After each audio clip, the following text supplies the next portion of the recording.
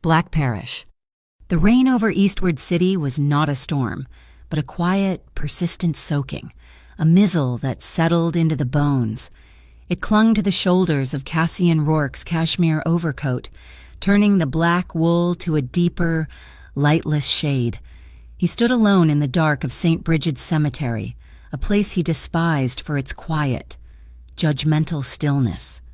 He placed the white camellias at the base of the simple marble headstone, Maria Rourke, beloved mother. The stone was cold, slick with damp. Cassian's face was a match for it, carved and impassive, but his ungloved hand, the one that had held the flowers, gave a single, violent tremble before he clenched it into a fist at his side. He was the head of the Harbor Light Syndicate, a man who commanded the city's docks and its shadows, and he was still brought to this by a block of stone. A sound cut through the drizzle, not the wind, not the distant city traffic, a boot on gravel. "Are you the one who killed my father?" The voice was low, strained, but it cut like a stiletto. Cassian did not turn. He froze. Every nerve ending suddenly alive. The question hung in the wet air, an impossible accusation in an impossible place. He heard the gravel crunch again, closer. A distant church bell began to toll the hour, each chime a hammer blow. Slowly he turned. She was half hidden by the shadow of a weeping willow, wrapped in a dark trench coat that was too large for her. Her face was pale, her eyes red-rimmed from crying, but they were not soft, they were sharp, focused, and aimed directly at him. Then, a flash, bright, sudden, and blinding. Cassian's hand flew inside his coat, but he stopped. It wasn't a muzzle flash, it was a camera. She had been following him. For how long he'd been so lost in the ritual of the night that his senses had dulled. A fatal mistake. "Who are you?" His voice was a low growl, meant to intimidate, to put an end to this. It did not work. She took a step forward into the weak pool of light from a distant pathway lamp. "My name is Lila Arden." The name meant nothing to him. "You're trespassing," he said. "And you're a killer." Before he could answer, before he could dismantle her with a look or a word, something new appeared. A tiny red dot, dancing on the wet marble of his mother's grave. Then another, and a third. 3 red dots, laser sights. Ambush. His training, the brutal lessons of his life, took over. He did not think. He moved. He crossed the 2 yards between them in a single bound, his arm wrapping around her waist. He didn't grab her. He tackled her, pulling her down and backward, crashing hard behind the solid granite bulk of the neighboring tombstone. His body covered hers, shielding her from the incoming fire. He landed hard. The air knocked from his lungs, but he barely registered it. He smelled the wet wool of her coat, the faint scent of rain, and something metallic, like cold steel. Her body was rigid beneath him, a wire pulled taut. "Get off me," she hissed, struggling. "Stay down if you want to live," he ordered, his mouth close to her ear. The night erupted. The sharp crackle of suppressed gunfire tore the cemetery's silence to ribbons. Bullets thudded into the ground where they had just been standing. Chewing up the mud and grass, chips of marble exploded from the tombstone, shielding them. He ignored her struggles and risked a glance. He saw the muzzle flashes from the opposite hill, beyond the iron fence. Professionals. He made a sharp, 2-fingered signal into the darkness to his right. A moment later, a heavier, more authoritative gunshot answered from the cemetery gates. Jonah Pike, his shadow, his protector, was returning fire. The shooters were now occupied. A smoke canister arced through the air, landing near the front gates and filling the pathway with a thick, gray fog. Lila used the moment to shove him, wriggling free. She was on her knees, muddy and furious. "You didn't answer my question." "Are you insane?" Cassian snarled, pulling his own weapon, a sleek black pistol, from its holster. "We are being shot at." "Eri, this is because of you," she accused, her voice rising. She fumbled in her pocket, her hands shaking, but not from fear, from rage. She pulled out a heavy silver signet ring. Threaded through it was a minuscule USB drive. This was my father's. Miles Arden. He said if anything happened to him, I should look into the Helix crown. He said it was connected to you. The Helix crown. Cashin's blood went cold. He denied it. A reflex. I don't know any Miles Arden, and I have nothing to do with Helix. He was an investigator, she cried, thrusting the ring at him. He was getting close.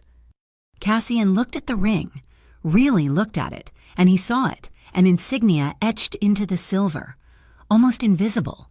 An eagle, its wings spread, clutching a key. Mafia, Federal Integrity Service. He knew the name, not as a real agency. It was a ghost story, a rumor whispered in the underworld, a secret, untouchable organization that operated above the law. The boogeyman his mentor had warned him about, this woman's father was one of them, and he was dead. A new sound, a high-velocity crack, sharper than the others, split the air. It wasn't aimed at them. The stone angel perched atop his mother's grave exploded, the serene face, the folded wings, shattered into a dozen pieces, raining white dust and fragments onto the camellias below. It was a message, a personal, defiling taunt. The cold anger in Cashin's chest turned to white-hot rage. They had crossed a line. They had touched his mother's grave. He made a decision. He would live. And this woman, this complication, would live too. He would sort out her accusations later. First, survival. He lunged and grabbed her arm. She tried to pull away. Let go of me. We're leaving, he commanded, pulling her toward the smokescreen Jonah had laid. She dug in her heels, planting her muddy boots in the sod. If you're innocent, prove it. Tell me you didn't kill him. He stopped, yanking her close. Her rain-soaked hair stuck to her cheeks, and her eyes, those sharp, accusing eyes, were inches from his. You have to live to see the proof, he bit out, the words more violent than a blow. He didn't wait for her to agree. He seized her wrist. Her skin was surprisingly warm against his. A jolt of life in the cold, dead place. It was a small, delicate wrist, but he felt the pulse hammering beneath his fingers.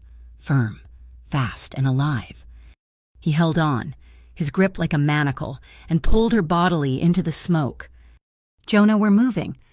He dragged her through the fog, past the rows of forgotten dead, his mind burning with one thought. The angel was broken, and someone was going to pay. The tires of Cassian's black sedan hissed on the wet pavement, stopping not at a high-rise or a fortress, but at the crumbling brick facade of a deconsecrated church, the sign, barely legible, read Our Lady of Silt. This was a Harbor Light safe house, a place of ghosts and shadows, forgotten by the city. Jonah Pike had already secured the perimeter, melting back into the rain, leaving Cassian to shove open the heavy oak door. The air inside was cold, thick with the smell of dust, damp plaster and old, dead incense. Lila stumbled in after him, her eyes wide, taking in the cavernous, dark space. The pews were gone, replaced by metal racks of silent, humming computer servers.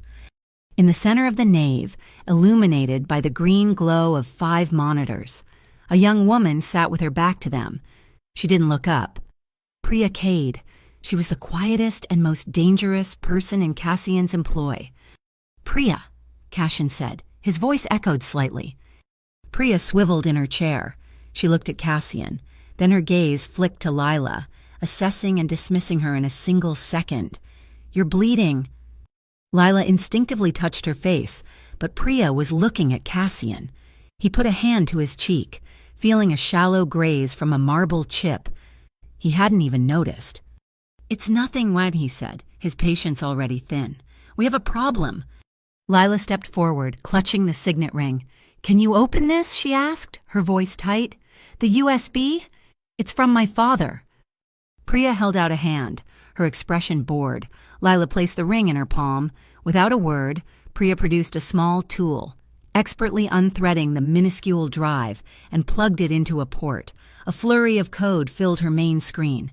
Encrypted, military grade. Give me 5 minutes. The 5 minutes were the loudest silence Lila had ever experienced.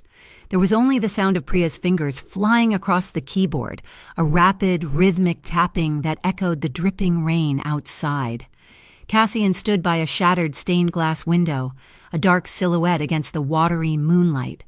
Lila found herself watching him, his tension a tangible thing in the room. "I'm in," Priya said, her voice flat. "It's a journal. Encrypted entries, audio logs, data packets, Miles Arden." Lila rushed to her side. "Play it. Play the last entry." Priya hit a key. A man's voice, tired but firm, filled the chapel. It was her father's. Lila's breath hitched, a small, wounded sound. The OUS is dirtier than I thought," Miles Arden's voice said. "Soren Vale is the bagman, not the boss. He's using the Office of Urban Safety as a front, laundering millions in ghost securities for the Helix Crown. They're funding something big, something called—" The audio file ended. "There's a final text log," Priya said, her eyes scanning, "dated the night he died." The words appeared on the screen, stark white on black. "They're moving on me. The leak must have been traced. They're sending a parish cleaner. If you're reading this, Lila, it's all true. Don't trust the police. Don't trust anyone. Ask Rourke about Black Parish." Lila's head snapped toward Cassian. The silence was absolute. The accusation was back, heavier this time, poisoned with her father's own words. "Black Parish," Lila repeated, her voice shaking but gaining strength. "He told me to ask you. What is it? What did you do to him?" Cassian finally turned from the window. His face was a mask of stone in the green light. "I've never heard that name." "My father is dead, that's his voice." "I don't know," Cassian said, his voice low, "but I'm lying." He walked slowly toward the monitors. Black Parish isn't a what. It's a who. It's a story, a legend, a shadow congregation that supposedly pulls strings in this city, in politics, in the unions, in the underworld. I never believed it was real. "But you've heard of it," Lila pressed, stepping toward him, invading his space. "From who?" Cassian's eyes were dark, haunted. "From my mentor, the man who raised me in this life, Eamon Black." The name hung in the air, heavy and damning. Lila stared at him, searching his face, looking for the lie. She saw the graze on his cheek. Still weeping, a thin line of blood. Before she could process the impulse, her hand was up, her fingers, cold from the rain, gently, tentatively, touched the skin of his cheek. It was like touching a live wire. Cassian's entire body went rigid, his eyes locked on hers. A current passed between them, sharp, undeniable, and dangerous. His hand shot up and clamped around her wrist, stopping her. His grip was not violent, but it was absolute, a band of steel. He held her, his thumb pressing into the frantic pulse at her wrist, for 1 second, 2, a lifetime. His gaze was warring with itself, a fight between a deep, cold control and a sudden, raw hunger. Then he let her go, dropping her wrist as if it had burned him. He turned away, scrubbing a hand over his mouth. "Priya," he said, his voice rough. "What else is on the drive?" Priya, who had watched the entire exchange with unnerving stillness, turned back to her screen. Miles Arden was an agent for the Federal Integrity Service. He was deep undercover inside Helix Crown for 18 months. He logged the shipment of a unique ordnance. She highlighted a line. Blank rounds, non-traceable, custom-milled bullets, the same type the coroner found in his chest. Lila felt her knees weaken. Her father, a spy. It was too much. "There's more," Priya said, her voice grim. "I cross-referenced the Helix shell companies your father was tracking. The money trail is a mess, but one transfer stands out. A $100,000 donation from the St. Bridget's Orphan Fund." Cassian went still. St. Bridget's. "It gets worse.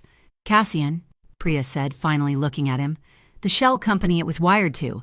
It's a ghost, but the account it was routed through is real. It's a passive account, the Maria Rourke Memorial Fund." The air left the room. Cassian looked at Priya, his expression unreadable. Then a low, terrible sound rumbled in his chest. It was not a laugh, but it was close.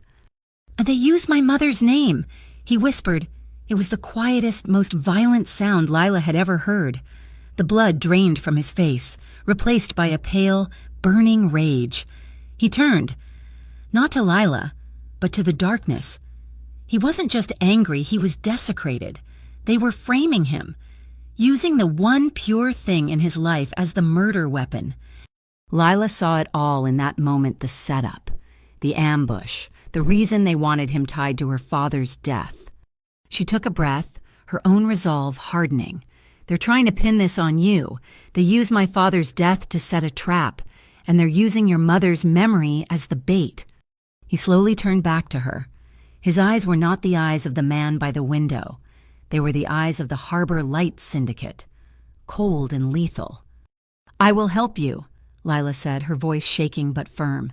"I have his files, I have his camera, but I have one condition." Cassian said nothing. He just watched her, his fury simmering. "We find who gave the order," she said, her voice dropping, echoing her father's determination. "We find the truth, not just blind revenge. I will not be a party to a Mafia war that just buries more bodies." Cassian stared at her, the muscle in his jaw jumping. He saw her, really saw her for the first time. Not just a liability, not just a victim. She was her father's daughter. He gave a single, sharp nod. "We find the truth." But as he said it, Lila saw the fire banked in his eyes. He might have agreed to her terms, but the promise in his gaze was all his own. It was a promise of vengeance, pure and simple. The Harbor Light Arts Gala was not about art. It was about power. It was a cavernous, gold-lit room filled with the scent of expensive perfume and quiet, brutal negotiations. Cassian Rourke, in a perfectly tailored tuxedo, moved through the crowd like a panther, his presence a ripple of silence in the sea of chatter. He owned this event, this building, this night. It was his territory, and he was using it as a hunting ground. Beside him, Lila Arden was a different kind of weapon. Priya had found her a dress, a column of midnight blue satin that clung to her in a way that made her look both elegant and exposed. Her auburn hair was swept up, revealing the long, pale line of her neck. She looked breakable, but Cassian knew the steel in her spine. She clutched her camera, her only piece of armor, and scanned the room, her photographer's eye cataloging exits, faces, and threats. "The VIP lounge is on the mezzanine," Cassian murmured, his hand resting lightly on the small of her back. The warmth of his palm burned through the thin satin. "Oyus has the east wing. Jonah is in place. Priya is listening." "And what am I?" she whispered back, her voice tight. "The distraction." "You are the excuse," he said.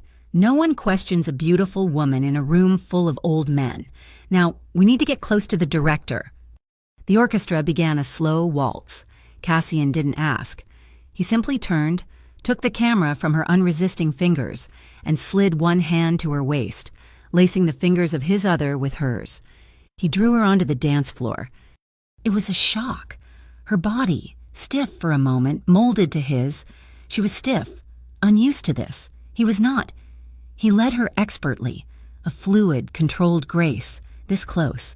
He could smell the rain still in her hair, and a fainter, warmer scent beneath it. Her hand was small in his thumb stroking the back of it absently as they moved.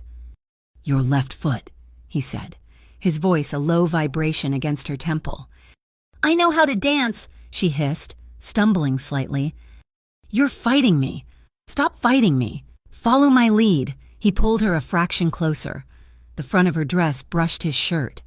She could feel the solid, steady beat of his heart against her own, which was hammering like a trapped bird. The man by the bar, gray hair, blue tie, that's Soren Vale, director of the OUS. Lila angled her head, her cheek brushing the lapel of his tuxedo. "He looks arrogant." "He is, which means he's careless." As they spun, Cassian guided them past the director's entourage. Vale was laughing, a loud, braying sound, holding a champagne flute. Completely clean, I assure you." Vale was boasting to a senator. "The harbor light is a relic. Our new Project Lantern will illuminate every dark corner of this city's infrastructure. It's a new dawn." Project Lantern, the name landed between Cassian and Lila, heavy and cold, an earpiece, tiny and flesh-toned, buzzed in Lila's ear. It was Priya. "Cassian," Lila whispered, her lips almost touching his ear. "Priya has something. Helix Crown. They're moving the blank rounds. Tonight, Dry Dock 17, 10 o'clock. Cassian's steps didn't falter. His expression didn't change, but she felt the muscles in his back and shoulders tighten, turning to steel beneath her hand. "Dry Dock 17 is mine," he murmured, his voice deadly quiet. "They're moving on my territory." The waltz was ending, but before the music could fade, a new sound cut through the air, a sharp crack, followed by a metallic groan from above. Chaos erupted. It was not a gunshot. A section of the ornate plaster ceiling, directly above the bar, broke free. It was a staged accident, precise and brutal. A group of men in black waiter uniforms, who had not been there a moment before, suddenly converged on the bar, shoving through the screaming crowd, the seventh lanterns. A large piece of decorative molding swung down like a pendulum. It was heading straight for Lila. "Lila, move!" Cassian roared. But she was frozen. Staring up, Cassian acted. He didn't push her. He wrapped his arms around her, pulling her against his chest and twisting, using his own body as a shield. They fell, crashing hard onto the marble floor just as the debris slammed down where she had been standing. The room was in pandemonium. A CO2 canister, part of the chaos, exploded, filling the dance floor with thick, white smoke. People were screaming, running. Lila was on top of him, gasping, her ears ringing. Her heart was beating so fast she thought it would burst. She was alive. He had saved her. She looked down at him. His eyes, dark and intense, were locked on hers, pinning her. They were a world of two, surrounded by smoke and terror, their heartbeats thudding against each other in a panicked, frantic rhythm. "We have to go," he grunted, his voice rough. He flipped them, pushing her behind him, and pulled her to her feet. He kept her hand in his, a vice grip, and dragged her from the chaos. He didn't head for the exit. He pulled her down a service corridor, the screams fading behind them. It was dark, lit only by a red exit sign. "In here," he said, shoving her into an alcove behind a large, forgotten marble statue of a city founder. The space was tiny. They were pressed together from chest to knee, their breath coming in ragged gasps. The adrenaline was a wild, metallic taste in her mouth. She was shaking, a deep body tremor she couldn't control. "It's over. You're safe," Cassian said. His voice was too loud in the sudden silence. "I'm fine," she lied, her teeth chattering. He cursed, low and soft. "You're not—" He released her hand, but only to move. He braced one hand on the wall beside her head, trapping her. He brought his other hand up, not to her face, but to the nape of her neck. His fingers were warm, his palm cupping the base of her skull. It was an intensely possessive, intensely calming gesture. "Breathe, Lila," he commanded, his voice softer now. "Just breathe. They're gone." She closed her eyes, forcing air into her lungs. His thumb moved. A slow, hypnotic circle on her skin. The shaking began to subside. They stood like that, in the dark, breathing each other's air. She was aware of the solid muscle of his chest against hers, the scent of his skin soap, and something uniquely, dangerously male. He was looking down at her, his expression unreadable. He lowered his head, his forehead almost touching hers. "You're safe," he repeated, as if trying to convince himself, his lips just inches from her, brushed the fine hairs at her temple. "It was an accident. It must have been, but it sent a jolt of heat straight through her." His phone buzzed, the moment shattered. He stepped back, releasing her, and the cold air of the hallway rushed in. He answered the phone. "Jonah." He listened, his face hardening into a grim mask. "I see. A faint." He hung up and looked at Lila. the brief softness gone, replaced by the calculating cold of the syndicate boss. "That wasn't for us," he said. "The chaos, the attack, it was a distraction. Drydock 17 was a trap. Jonah's team scouted it. It's empty. They wanted my men there, out of position." "Then where's the real target?" Lila asked, pushing her hair back with a trembling hand. "Priya's tracking it. The real shipment is heading for Pier Sparrow, the old cold storage facility." He started walking, and she had to hurry to keep up. "Priya's going back to the chapel to dig. Jonah's taking his team to Pier Sparrow to intercept." "And us?" she asked as they burst through a side door into the misty night. He stopped by his sedan, the engine already running, and looked at her.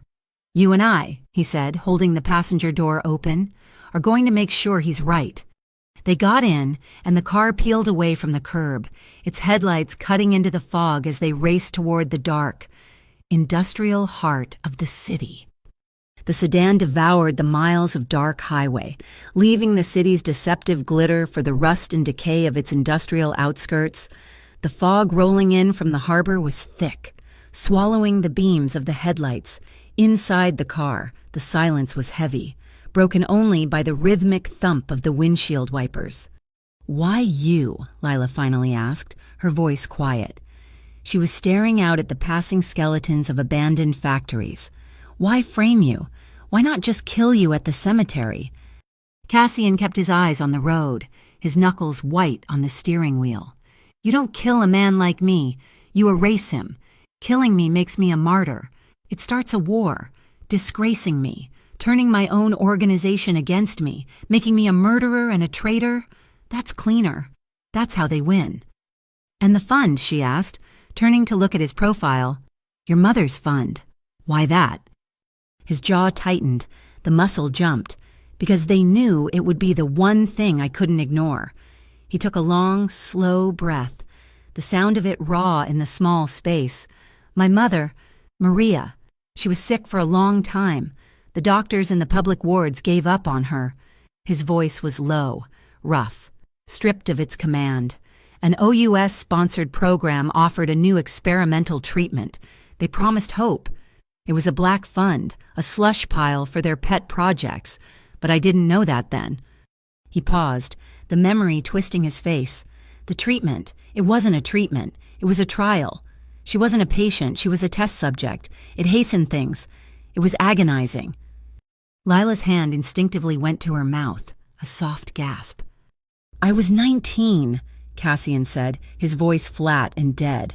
"I sat by her bed, powerless, and watched her fade. I swore then I would never be powerless again. I would have so much money, so much control, that I could buy the decisions, all of them. The Harbor Light Syndicate. It wasn't about greed. It was about building a wall so high that no one could ever touch my family again. And they knew. They knew that using her name was the one way to gut me." The confession hung in the air, a raw, bleeding thing. Lila looked away, her own throat tight. She understood him, and that scared her more than his anger. "My father," she said, her voice barely a whisper. "He used to say you don't take a photograph with your eyes, you take it with your chest. He said if you couldn't feel the truth of what you were looking at, all you had was a pretty picture. He was always looking for the truth." She turned back to him. "He would have seen the truth in you, Cassian. He would have known." He looked at her then, a quick, sharp glance, and his expression was unguarded for a fraction of a second. It was a look of such profound, aching loneliness that it stole her breath. He downshifted, turning the car off the main road and into the desolate, red-bricked streets of Ashmore. The steel mill was dark, a colossal, sleeping beast against the sky. He pulled up to an old rectory, its wood siding peeling. "Wait here." He was gone for less than 5 minutes. He came back out, his face grimmer than before, and got into the car. He said nothing, just tossed a heavy, leather-bound book onto her lap. It was an old baptismal register. "What is this?" she asked. "Father Callan," Cassian said, his voice tight. "He was my mother's oldest friend. He said she gave it to him for safekeeping years ago, said it was a list of souls who'd lost their way." Lila opened it. The pages were filled with elegant, old-world script, listing baptisms from the 50s and 60s, but in the margins, in a different, fainter hand, was another list, coded names, aliases, and at the top of a page, a heading, Perishers. It was a list of the Black Parish. Her fingers traced the names, and then she found it, a name, written clearer than the others, with a small, chilling note beside it. Eamon Black, the harbor's godfather. Lila looked up at Cassian. He was staring straight ahead, his hands gripping the steering wheel so hard she thought the leather might tear. His jaw was set like iron. He had seen it. The man who had raised him, his mentor, was at the heart of the rot. Before she could speak, his phone buzzed. A text. He glanced at it. Jonah. He hit a button, putting the call on the car's speakers, but it wasn't Jonah's voice. It was silence. Then a scuffle. A grunt of pain. The line was open. Jonah, Cassian yelled, his voice a thunderclap. A voice, muffled and panicked, came through. It was one of Jonah's men. Boss, it's a trap pier, Sparrow. It's empty. They were... the sound was cut off. And then, a new sound. A sharp, distinct, high-velocity crack. The sound of a blank round being fired, then another and another. They're executing them, Cassian whispered, his voice hollow. He slammed his foot on the accelerator, the car lurching forward, fishtailing on the wet pavement as he spun it around, heading back toward the highway. Cassian, stop! Lila yelled, grabbing his arm. What are you doing? He's my man, he roared, his control shattering. I'm not leaving him. They're dead. You heard the shots, you go in there, and you're dead too. They're waiting for you. This is what they want. He shoved her arm off. I don't care. I do, she screamed, lunging across the console and grabbing the steering wheel. We need proof. Cassian, not just more bodies. We need to be smart, not angry. It's the only way we win. He slammed on the brakes, the car skidding to a halt in the middle of the empty, fog-shrouded street. His chest was heaving. He was a second from throwing her out of the car. He stared at her, his eyes wild. She didn't back down. She met his gaze, her own eyes fierce, pleading. Don't let them win by making you a monster. Don't. The fight in him warred with the cold, hard logic of her words.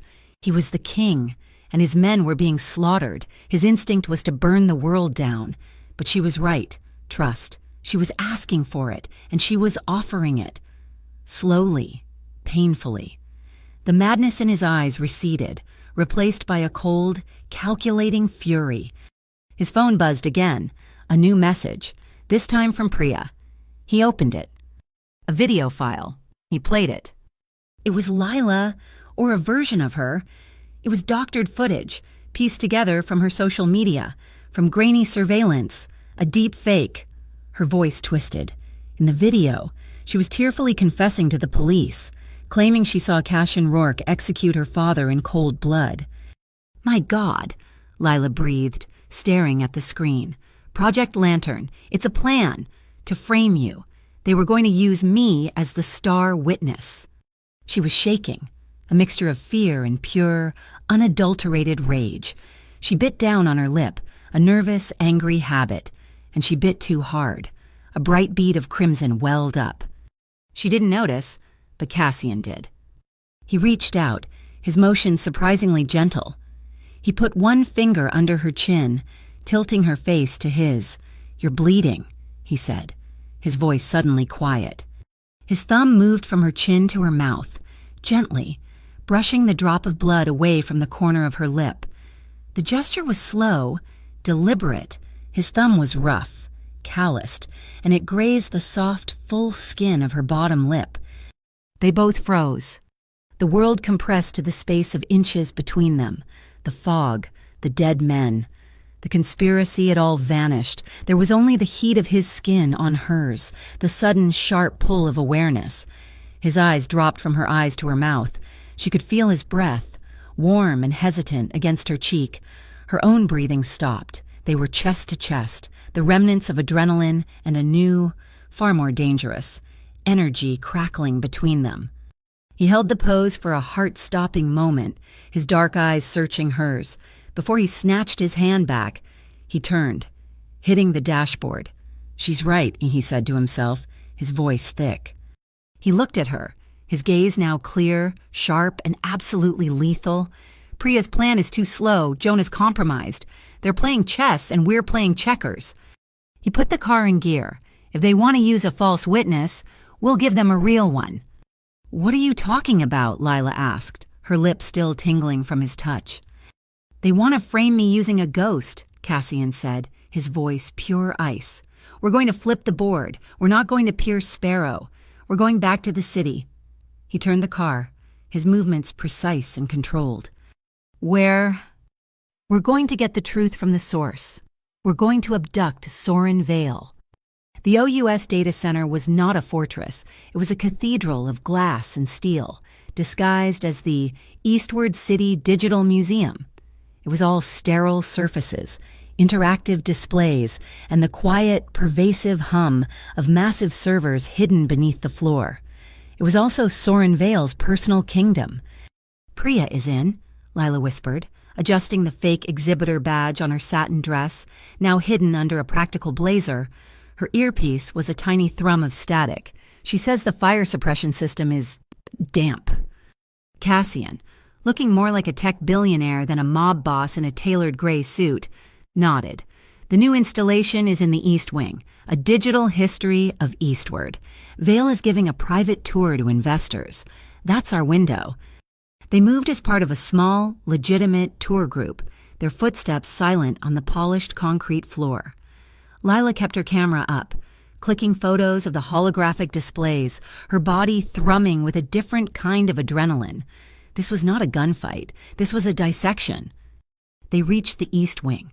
Soren Vale was in his element, his voice booming with false sincerity as he pointed to a wall of flowing data. "Total transparency. The Office of Urban Safety is a 21st century solution." "Now," Cassian murmured. Lila stepped forward, her voice clear and professional. "Director Vale, excuse me." Vale turned, his smile tightening at the interruption. "Yes." "I'm with the archival team," Lila said, tapping her fake badge. "We're having an issue with the biometric scanner in the adjacent verification room. The new exhibit is cross-referencing with your security profile. Could we possibly get you to stand in for a 30-second calibration?" She made it sound like a boring, technical chore. Vale sighed, annoyed but not suspicious. 30 seconds fine." He followed her as she led him away from the group, toward a frosted glass door marked Authorized Personnel. This technology is always so finicky. "I know," Lila said, her voice sympathetic. "It's a nightmare." She held the door for him. He stepped inside. The room was small, soundproof, and empty, save for a single blank terminal. Before Vale could question it, the door hissed shut behind him. The lock clicked, loud and final. Cassian was there, blocking the exit, his suit jacket unbuttoned, his presence sucking all the air out of the small room. Vale's arrogance evaporated, replaced by a flicker of pure, animal panic. "Who are you? What is this security, Yazem?" "They can't hear you," Cassian said, his voice a quiet, reasonable blade. "We're here about the blank rounds. Soren, the ones used on Miles Arden, the ones you're shipping through Pier Sparrow." Vale's color returned. He straightened his tie. He laughed, a short, barking sound. "You're Rourke. You're the Harbor Light Ghost. You think this little play means anything?" He sneered at Cassian. "You're small. You're dock runners. Project Lantern is just a rung on the ladder. The top of the tower, the real power is the Black Parish." The name dropped into the room like a stone. Cassian took a step toward him, his hand clenching, but the door behind him hissed open again. "I'm sorry, boss, I couldn't let you do this." Cassian froze. He turned slowly. Jonah Pike stood in the doorway, his face a mask of pale, sweating agony. His hand was shaking, and in it, he held a pistol, aimed not at Soren Vale, but at Cassian's heart. "Jonah!" Cassian breathed. The word was not a question. It was an epitaph. "They have my family. Cass," Jonah whispered, tears streaming down his face. "My wife, my little girl. They took them. Eamon Black. He said if I didn't stop you, if I didn't bring you in, they're at the Dyer warehouse. Please. Cass, don't fight him. Just come with me. Please don't make me do this." Betrayal. It was colder than the grave, sharper than any bullet. It was Jonah, his shadow, his brother. Cassian just stared, his world tilting, his expression utterly broken. And in that second of lethal hesitation, Lila moved. She didn't scream, she didn't run, she stepped, quick and silent, directly in front of Cassian, placing her body between him and the gun. "No," she said, her voice low and shaking. "Lila, get out of the way," Cassian roared, grabbing for her. "Move, girl," Jonah wept, his hand trembling so hard the gun was unsteady. "No." Lila looked at Jonah, her own eyes filling with a strange, fierce pity. Sweat ran down her temples. She slowly, so slowly, raised one hand. She didn't grab the gun. She didn't slap it away. She laid her shaking palm flat against the warm, dark metal of the barrel, pushing it slightly aside. Her fingers splayed. It was a gesture of impossible, foolish, breathtaking bravery, a plea, a stop. The standoff held for a single, crystallized second. And then the world exploded. A klaxon alarm, deafening and shrill, blared through the building. Red lights flashed, turning the sterile white room into a vision of hell. "Priya," Cassian yelled, realizing she triggered it. "He's here," Vale shouted, his panic turning to triumph. "Helix Crown is here. You're dead." Gunfire erupted from the main hall. Heavy, unsuppressed rounds.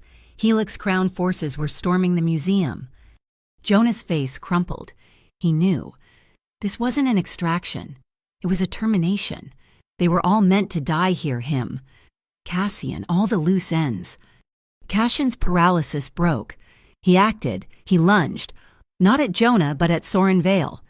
He wrapped his arm around Vale's throat, yanking him backward, one hand snatching his own pistol from under his suit. He pressed the muzzle to Vale's temple. "Human shield move." He grabbed Lila's arm. "Jonah, the freight elevator now." Jonah, his betrayal, now his own death sentence, didn't hesitate.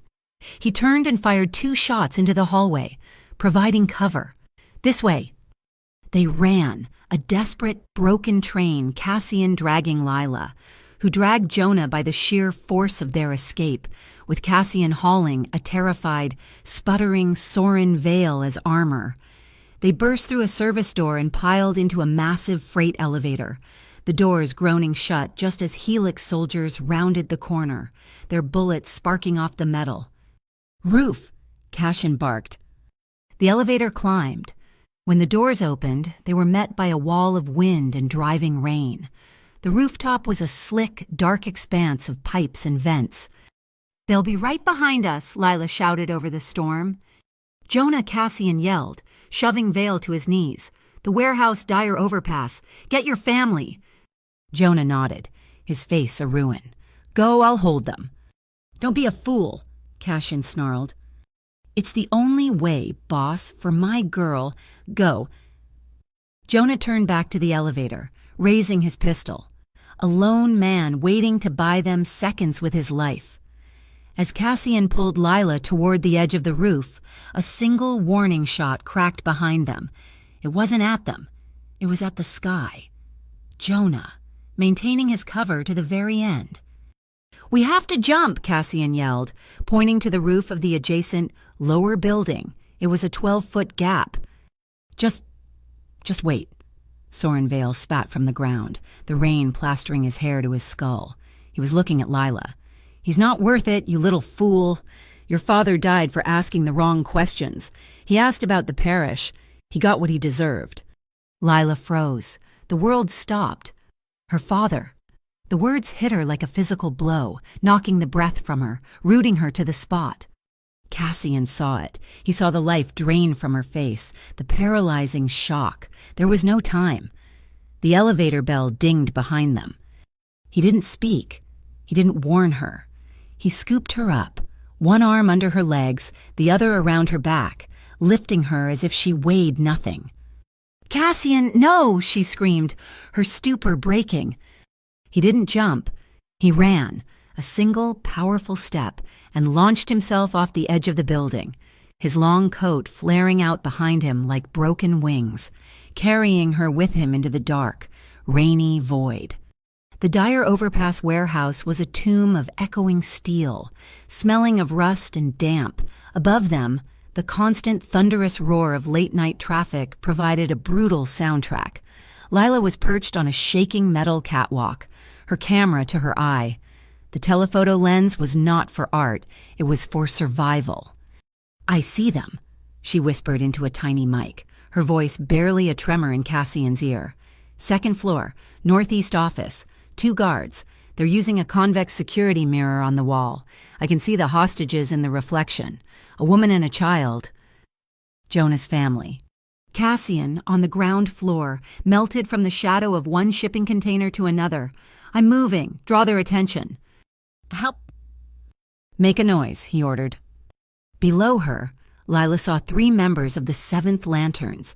Armed with more than just guns, they carried short, ugly-looking blades and lengths of iron chain.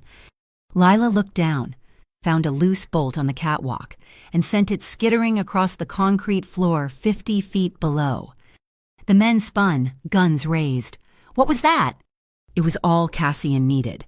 He exploded from the shadows, not as a man, but as a force. He didn't use his gun. The noise would compromise the rescue. He used a heavy length of rebar he'd pulled from a pile of debris.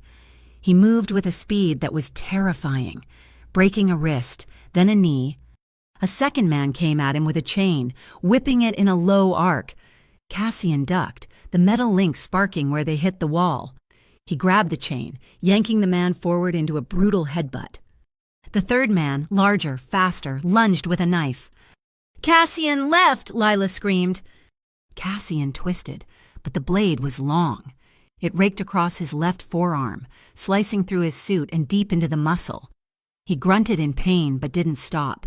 He drove his elbow back, catching the man in the throat, and the fight was over. He staggered back, breathing hard, blood pouring from his arm. "Lila, bandages! Now!" She was already moving, pulling a compact first aid kit from her camera bag. She didn't throw it. She scrambled down the ladder, her knees shaking. She reached him, her hands trembling as she tore open a pressure bandage. "Hold it there," she ordered. Her fingers were frantic, slick with his blood as she tried to wrap it.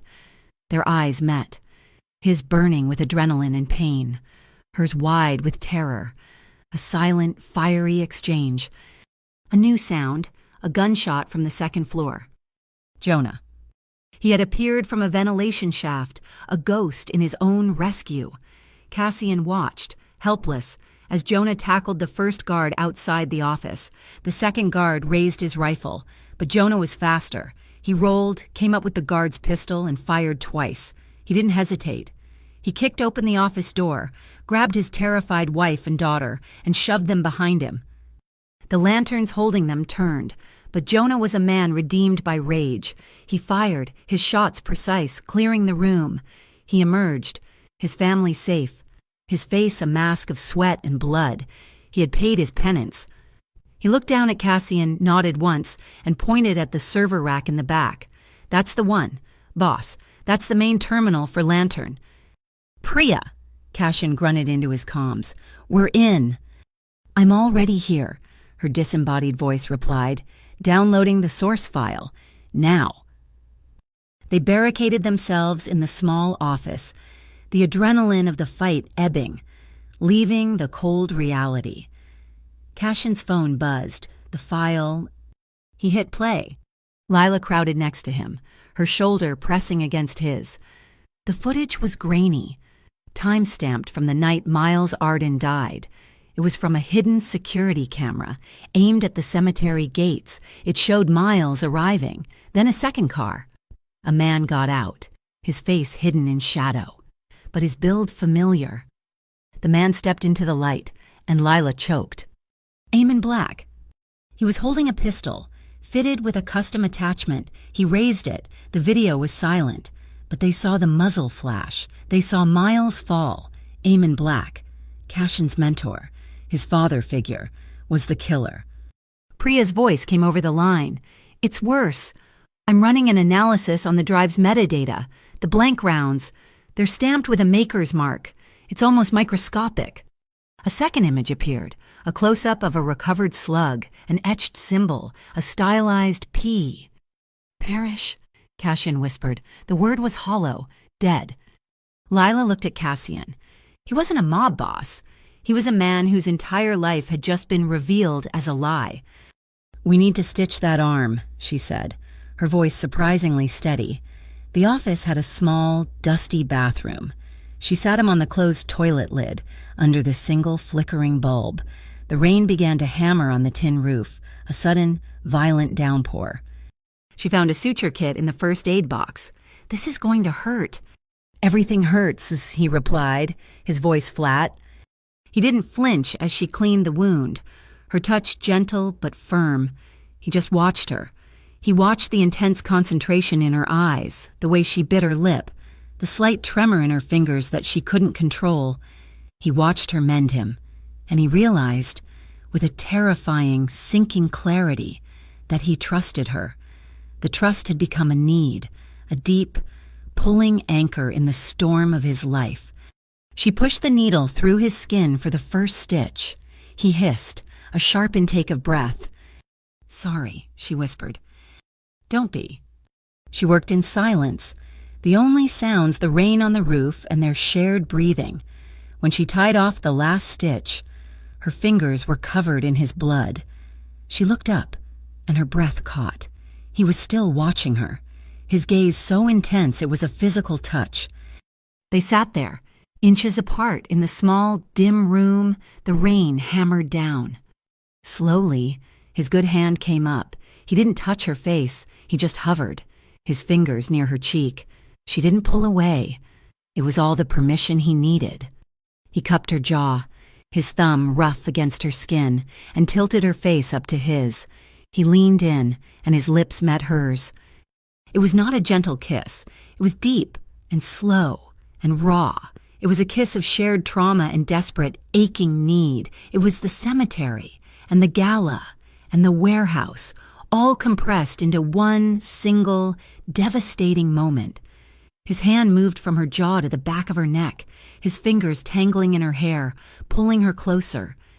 Lila's hands came up to his chest, her fists clenching his shirt. She kissed him back, a silent, frustrated scream pouring into him.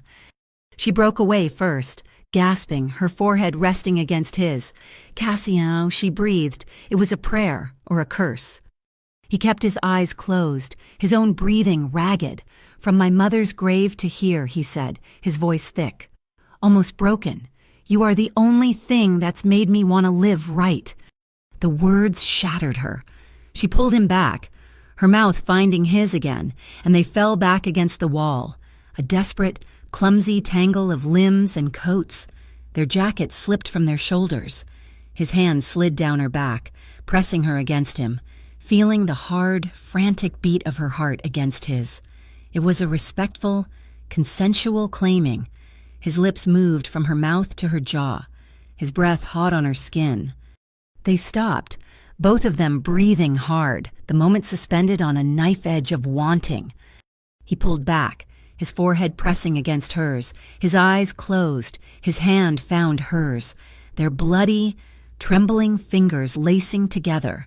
They stayed like that, anchored, the rain their only witness.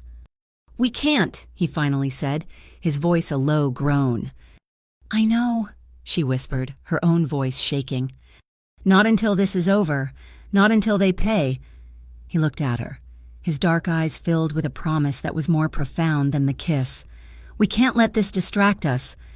She nodded, tightening her grip on his hand. "We earn it, the truth first." He leaned in and gave her one last chaste kiss on her forehead, a seal on their new, unspoken pact. They had found each other in the dark, but they would not let themselves be whole until they had dragged their enemies into the light. The city turned on them, Black Parish. it seemed, was not just a shadow, it was the hand that controlled the puppets. Within 12 hours, Cassian Rourke was the most wanted man in Eastward City. An anonymous tip, no doubt from Eamon, had officially linked him to the murder of FIS agent Miles Arden. The OUS, now acting as the parish's private army, began a systematic, brutal sweep of the city, cleaning the streets by hitting every known Harbor Light property. But the most personal blow came from the press. The morning tabloids, delivered to every doorstep, featured a grainy photo from the gala Leela in her blue satin dress, her face turned up to Cassian's, their bodies close on the dance floor. The headline was a masterpiece of slander. Mafia boss's new mole, did she lure her father to his death? They were ghosts, running through a city that now saw them as monsters. They holed up in the Seafall Motel, a $10 a night establishment on the coast road, smelling of salt, rust, and bleach. The room was a cramped, water-stained box. For 24 hours, they didn't sleep, they worked. Lila tacked her photos, surveillance stills, and pages from her father's journal to the peeling wallpaper, creating a timeline. It was a map of their enemies' sins. It started with the Maria Rourke Memorial Fund, a small, sad circle. From there, an arrow pointed to the OUS Slush Fund, another arrow to Project Lantern, a third to the St. Bridget's Orphan Fund, and at the center, a large, dark circle drawn in Lila's marker, Eamon Black. He tied it all together, Lila murmured, her voice rough from exhaustion, pointing to the board. He used your mother's memory to fund the weapons, the blank rounds that he used to kill my father. Then he used my father's death to frame you, to activate Lantern and seize control of the city. Cassian stood at the grimy window, watching the gray ocean crash against the rocks. He hadn't spoken in hours. He was a man hollowed out, the foundations of his life, his past, his mentor, his purpose, all of it revealed as a lie. I have to go back, he said, his voice quiet. Cassian, no, the city is crawling. Otis is on every corner. Not to the city. He turned, his eyes dark, his freshly stitched arm held stiffly at his side. To the grave. The dawn was a cold, gray smear in the sky. St. Bridget's was silent, the air heavy with the scent of wet stone. They moved like shadows, avoiding the main gate. The shattered angel on Maria's grave had been cleaned up, but the scars on the marble remained. Cassian stood before the headstone, his face pale and drawn. He reached into his coat and pulled out a small, waterproof packet, a USB drive containing the video of Eamon, the financial trails, the full Project Lantern file. He placed it gently among the bindweed vines that had been planted at the base of the stone. An offering. Insurance. If I fall, he said, his voice rough, Jonah knows to get this. It's the only copy. He didn't turn, but his shoulders were rigid, a wall of tension and unspoken grief. He was saying goodbye. Lila ached for him. She stepped up behind him, her feet silent on the damp grass. She didn't touch him. Not at first. She just stood with him, a silent witness. Then, slowly, she slid her arms around his waist, pressing her cheek against the solid, tense wall of his back. She didn't say a word. She just held him. For a long moment, he remained rigid, a man of stone. Then a tremor, a long, shuddering breath he hadn't let himself take. The knots in his back, the iron control, softened. He relaxed into her hold, his hand coming up to cover hers where they were clasped over his stomach. He leaned his weight back, just slightly. A profound, silent admission. He was not alone. They stood like that for a long time as the first light touched the cemetery. She liked flowers, he murmured, his voice thick. I can tell, Lila whispered against his coat. She was a gardener. He stiffened. How did you know? The stone? Lila released him, moving to kneel at the grave. She touched the carved border. It's not just decoration. It's a pattern. Her photographer's eye, trained to see what others missed, traced the lines. Convolvulus, bindweed. They're arranged in a specific way. She looked closer, her fingers feeling the grooves. This one has 5 petals, this one 6, this one 5 again. It's a code. She pulled out her notebook, her hands moving quickly, translating the floral pattern into numbers. 5, 6, 5. It's not a cipher. It's coordinates. She ran the numbers through the map on her phone. A single red pin dropped onto a map of the city. Not at the cemetery. Not at the docks. It was an old, disused chapel attached to a defunct bank in the old diocese. "The Black Parish Chapel," Cassian said, his voice no longer hollow, but filling with a new, cold purpose. The tide had turned. They were no longer running. They were hunting. Jonah met them at the safe house. He was a changed man, his guilt forged into absolute loyalty. "The team is small, boss, but they're solid." He introduced them. Margot Finn, a driver with nerves of steel and a souped-up hearse.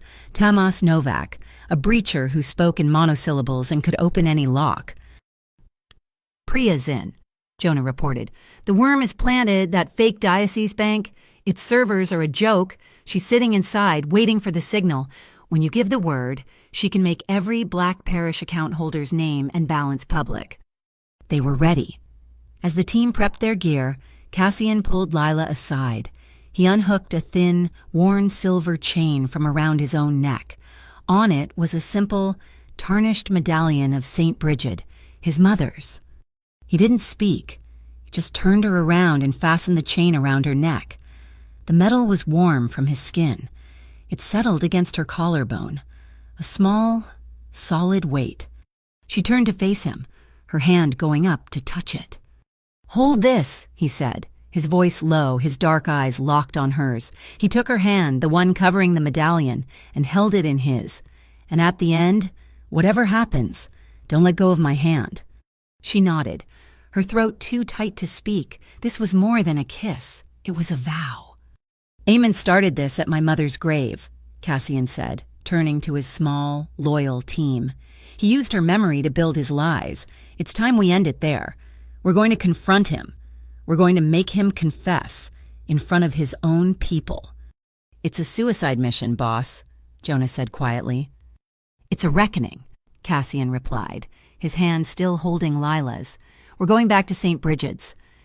The safe house, the abandoned chapel of Our Lady of Silt, had become their war room. The old stone altar was covered in maps of St. Bridget's, blueprints of the crypts, and Lila's surveillance photos. The air was thick with the ozone hum of Priya's equipment and the metallic smell of weaponry. "The plan is a three-pronged spear," Cassian said, his voice low and commanding, echoing slightly in the sanctified space. He pointed to the map. A, B, and C, prong. A audio and offense, Margot, Tamas. Margot Finn, their driver, spoke first.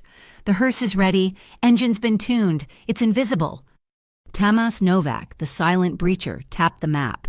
"Prong C, the exit. The south crypts are a labyrinth, but they exit into the old storm drain system 2 blocks away. I've cleared the passage. It will be our way out." Lila looked at Tamas. "But what about the blank rounds? We saw what they did at the pier. We can't fight that." Thomas didn't smile. He held up a heavy, dark metal disc the size of a dinner plate. "We don't fight. We disrupt. Eamon's parish bullets are non-traceable. Yes, but they are guided by a microfrequency. These," he indicated a crate of 6 discs, "are localized electromagnetic jammers. We plant them on the key tombs around the main crypt. When activated, they create a 30-foot dead zone. Any round that enters it goes blind. They won't know why their weapons are failing until it's too late."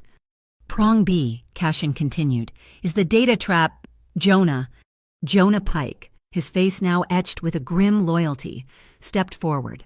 "I've made contact. An independent journalist. Alice Thorne. She's fearless and she hates the OUS. I've given her a locked file. If I don't send her the all-clear code by 1 in the morning, the entire Lantern file, including the video of Eamon, goes public. It's a dead man's switch." "And Priya?" Lila asked. The voice of their hacker came from a secure speakerphone in the center of the altar. "My part is the kill shot. The intel says Eamon is holding this penance service to consolidate power after the OUS sweep. He'll have the entire parish leadership there. They'll be checking in. I'm waiting for Eamon's personal signal to ping the network. The moment it does, I have my handshake. The bell. Cassian said, the chapel bell at St. Bridget's, Priya confirmed. I've piggybacked its old electronic striker. At precisely 12, when the bell tolls, it sends my worm. If Eamon's signal is in range, the data trap springs. It won't just leak the lantern file, it'll drain the offshore accounts of every parish member in attendance and send the records straight to the journalist. It's the end of all of them. The team broke, loading the hearse with the heavy jammers. Cassian stayed with Lila. You're the real trigger, he said quietly. Priya's trap only works if Eamon is there and engaged. You have to hold him. Lila paced, her hands clenched. I just walk up to him. You killed my father. Why did you do it? No.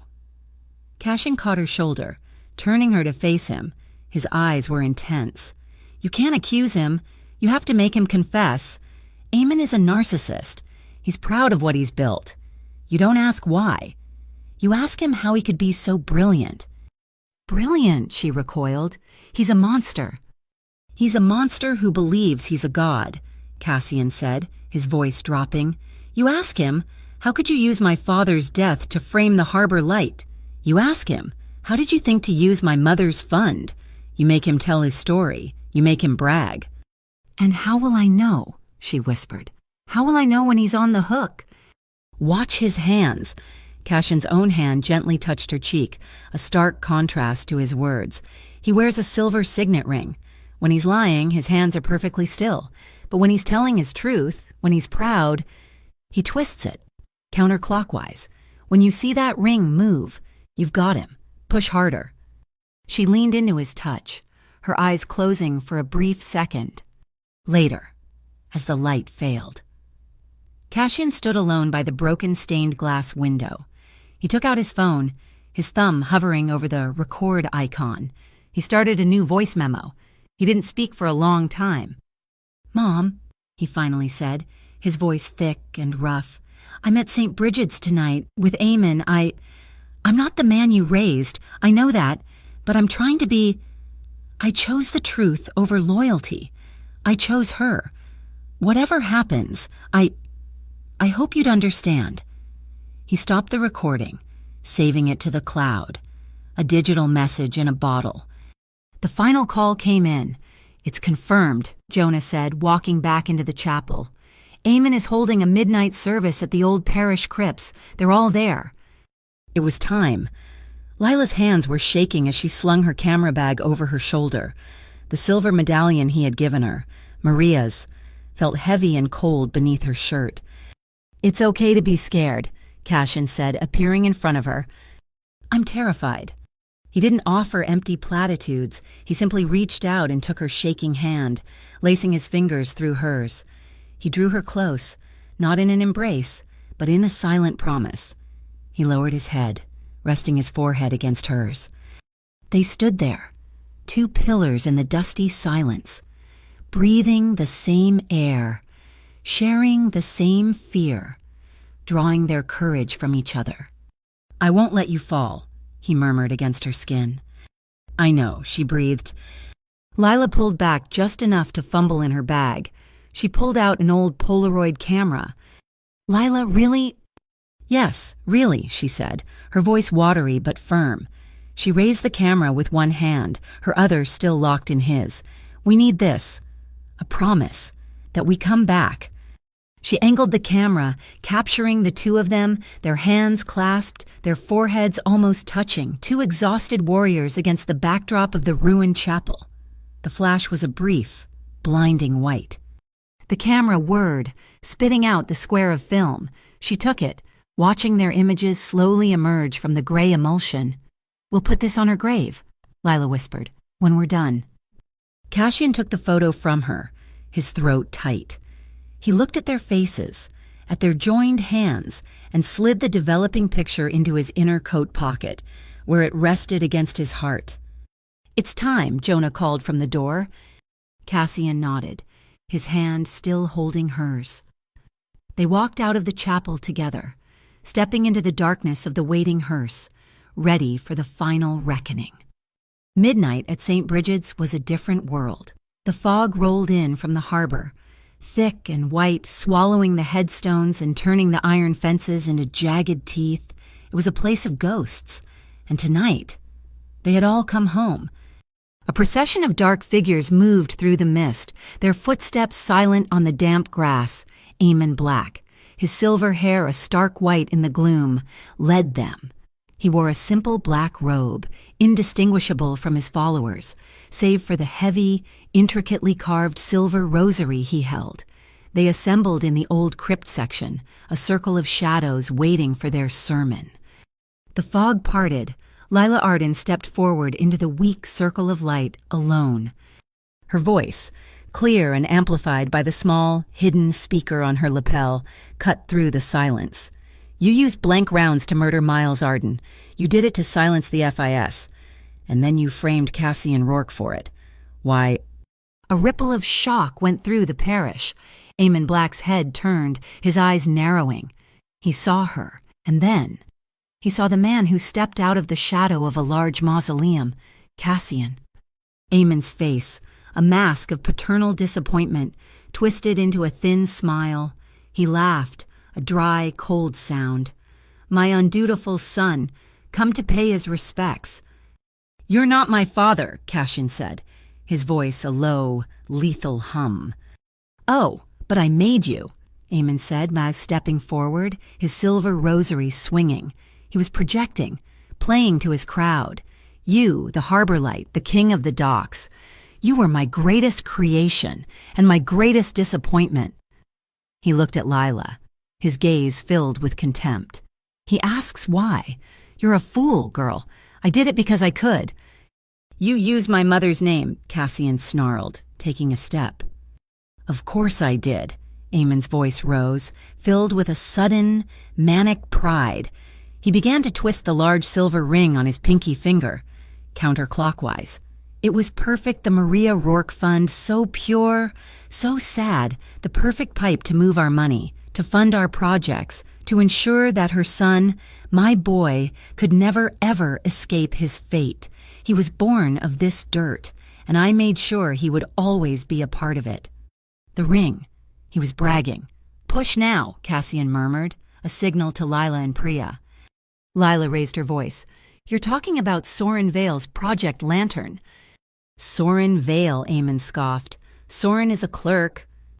A clerk who talks, Lila said.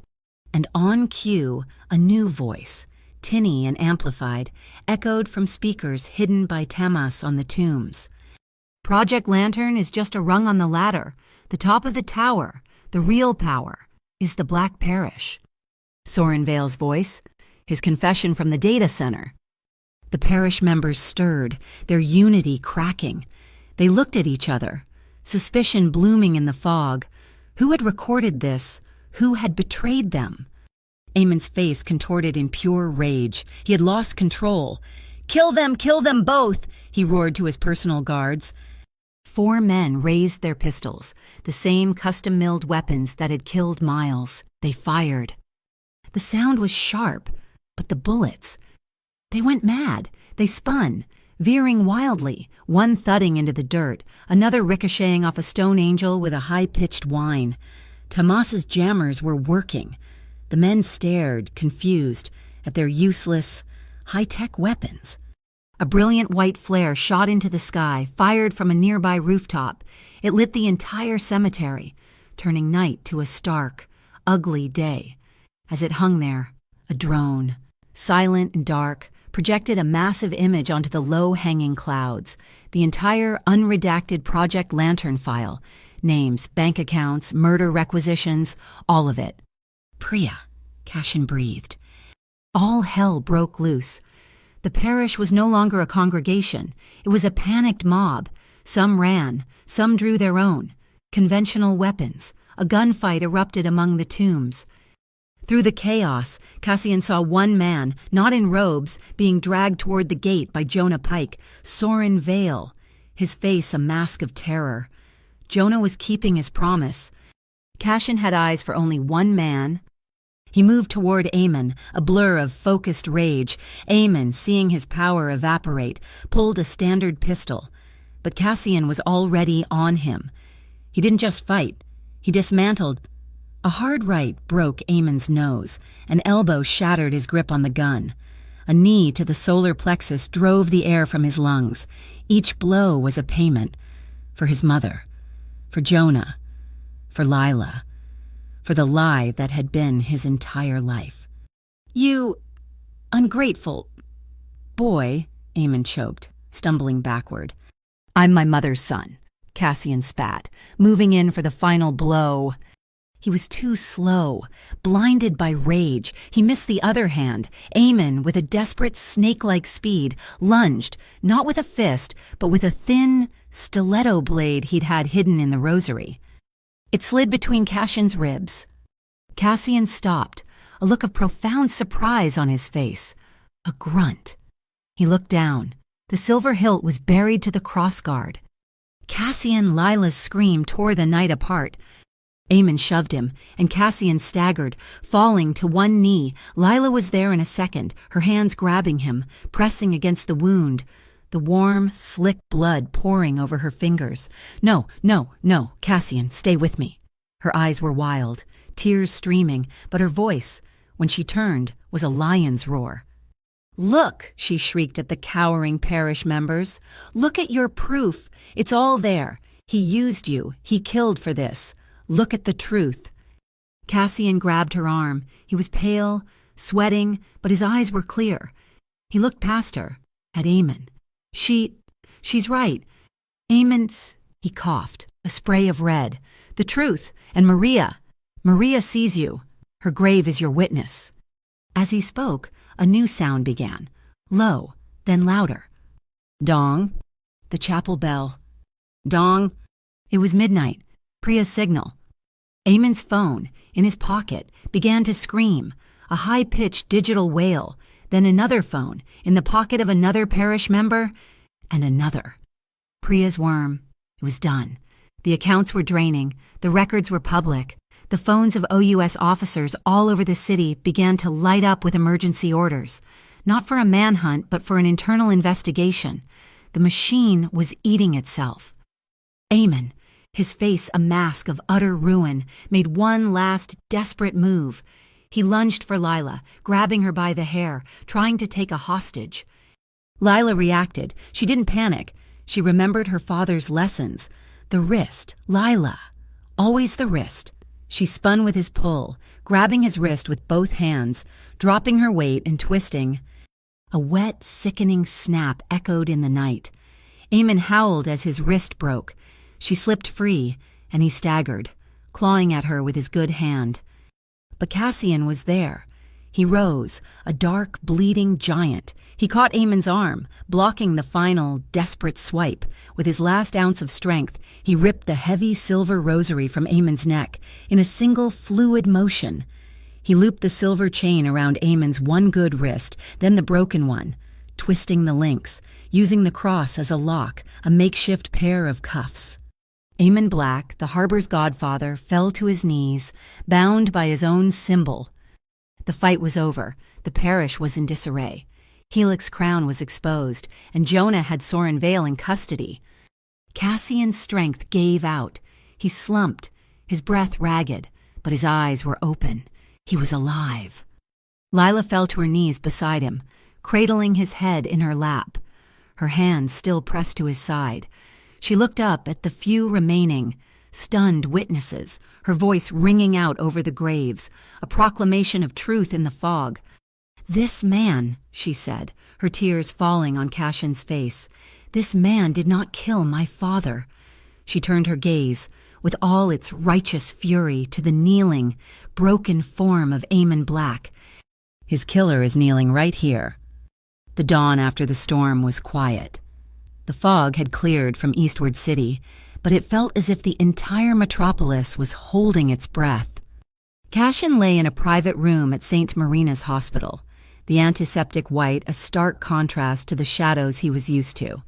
The blade had missed his lung by an inch, a miracle of bad aim and good luck.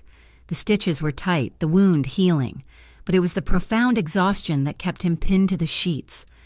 Lila did not stay at the hospital. She had work to do.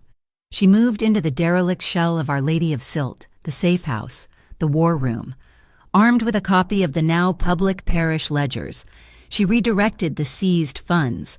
The name on the new charter was simple: the Maria Rourke Community Center. Contractors, paid for by Eamon Black's confiscated blood money, began arriving to fix the roof and install new windows. The city and the nation reeled from the fallout. The OUS was gutted. Its corrupt leadership, including a captured Soren Vale, was indicted. The Federal Integrity Service, the FIS, stepped from the shadows, introducing itself to a shocked public as a Provisional Federal Oversight Unit. Miles Arden was hailed as a hero, and the Black Parish case became the precedent for a full-scale reorganization of urban security. A week later, Jonah Pike, his face worn but his eyes clear, stood at the foot of Cassian's hospital bed. His wife and daughter were in the hall. "Boss," he said, his voice thick, "they're safe. I want to take them away. I want to be done. I request permission to wash my hands." Cassian looked at the man who had been his brother, then his betrayer, then his savior. He nodded slowly. "Permission granted, Jonah." He made a call. "But I'm not setting you adrift. The old Harbor Light shipyard. It's being converted. A vocational school for kids from the docks. I need a man I can trust to run it. A man who knows what's right." Jonah stared, his eyes filling. "Cassian, I don't deserve—" "Go build something, Jonah," Cassian said, his voice final. "It's harder than breaking it." Priya Cade, true to form, never appeared, but a new, anonymous blog called Lantern Watch went live, led by an unseen moderator. It began a systematic, brilliant campaign of tracking and exposing corporate money laundering, becoming the terror of the city's corrupt elite. The air was cool when Cassian was finally released. He didn't go to his penthouse. He went to St. Bridget's. Lila was waiting for him at the gate, her hands tucked into the pockets of a worn peacoat. They didn't speak. They just walked, his steps still stiff, his arm bandaged beneath his new coat. They stopped at Maria's grave. The shattered angel was gone, the stone clean. The air smelled of damp earth and the sharp, green scent of bindweed. Cassian reached into his coat pocket. He pulled out the Polaroid, now fully developed, their two faces, grim and determined, staring back from the past. He set it gently at the base of the stone. His hand, as it rested there, found hers. She laced her fingers through his. "The night you asked me here," Cassian said, his voice still hoarse. "The night you demanded the truth. It was the night I chose honesty." Lila leaned her head against his shoulder. "The night you pulled me from the gunfire, the night you threw yourself in front of me, that was the night I chose to follow." They stayed until the sun began to dip, then walked back to the chapel. The main hall of Our Lady of Silt was filled with scaffolding and the smell of fresh paint, but the old rectory kitchen, with its brick floor and ancient iron stove, was untouched. Lila had made it her own. A pot of coffee steamed on the counter. He stood in the doorway, watching her. She turned, a small, tired smile on her face, and he met her in the center of the room. He wrapped his arms around her, his good one and the one that still ached, and just held her. He buried his face in her hair, breathing in the scent of her, the first clean, true thing he had known. She melted against him, her arms circling his waist, holding him together. He pulled back, just enough to look at her. His hand, rough and scarred, came up to cup her face. His thumb stroked her cheekbone. It was a kiss that started with their eyes, a long, silent conversation of thanks, of recognition, of need. He lowered his head, and his lips, chapped and uncertain, finally met hers. It was a slow, deliberate kiss, not of passion, but of profound, bone-deep relief. It was a promise. It was an arrival. His forehead came to rest against hers, their breath misting in the cool air. His other hand found the small of her back, pulling her flush against him. It was a safe, respectful, and wholly consensual embrace. They stood in the quiet kitchen, two survivors, finally home. He pulled a small, simple box from his pocket. "I was a man defined by chains," he murmured, "by loyalty that was a prison, by a past that was a cell." She opened the box. Inside was not a diamond. It was a simple, silver band, etched with a pattern of convolvulus vines, bindweed. "This is not to bind you, Lila," he said, his voice thick. "It's to remember the day we both stopped running." She let him take her hand and slide the ring onto her finger. It was a perfect fit. The next morning, they went back to the grave. Cassian, in a rare, unguarded moment, was standing with his shoulder pressed to hers, Lila smiling, held up her camera, not the Polaroid, but her real one, the one that saw the truth. She set the timer. She placed the new photograph, developed in a real darkroom, on the stone. It was a picture of the two of them, Cassian looking at her, a rare, genuine smile touching his lips, and Lila, her head tilted, looking straight at the camera, her future in her eyes. It was a new promise, a promise to the dead to live well. As they stood there, hands linked, her phone buzzed. It was a message from Priya, forwarded from an anonymous source. It was one line. "One lantern is still lit." Lila read it, and her smile didn't fade. She just tightened her grip on Cassian's hand. The happiness was not perfect. The world was not safe, but it was real. And whatever came next, they were ready for it. Thank you so much for listening to our story. We'd love to know where you're listening from, so please drop a comment below and let's share our thoughts. Be sure to subscribe to Mafia Boss Story, like this video, and give us your support by hitting that hype button. It helps get this story out to even more people.